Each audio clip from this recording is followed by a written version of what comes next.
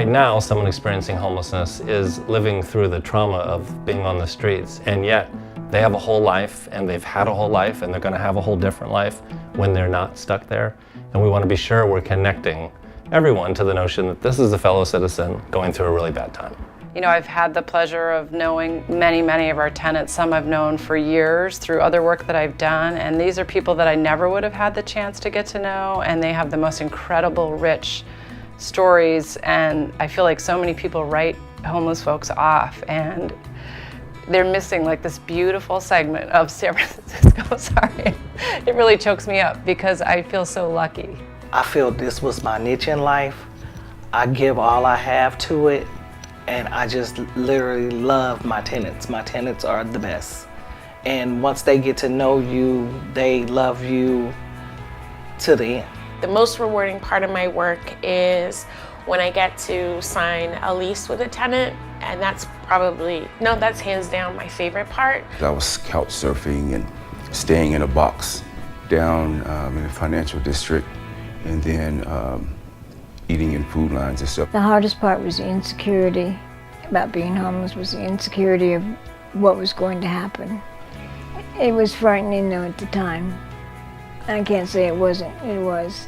I had never been homeless before. I never thought I would be affected by homelessness. Not at all, never.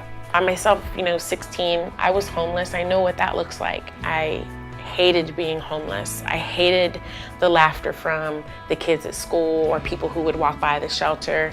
And I had no idea that I was being prepared for what I do now. When the tenants come in for the very first time and they see their apartments and they get their move-in dates, that is just priceless. The smile on their face is something that can't even be explained, but it just makes my heart melt. The first day that I got a home, moved in here, it was like heaven. They treated me with tender loving care. I feel like, I was coming out of the rain. I'm like, well, I got housing. I can go in the house and I can eat. If I'm having issues, I can take care of that. I have a mailbox where I can get my health information and see my doctor and just get a letter from my parents or whatever have you.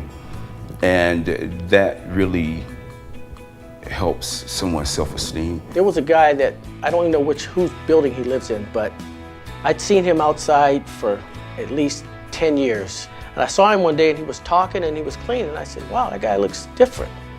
And he looked at me and he says, hey, I got a place. I got a place, and he named the hotel that he was living in. And that was the first time. He said, I've been in there for 4 months or 5 months, but it's like they gave him a shot in the arm and it completely woke him up, changed him completely, like Popeye eating the spinach. They're concerned about our health, and they'll make sure that, if you don't care, they care. And then you have no choice but to care. Donors help support our wellness programming, our meal programs, our community events and activities.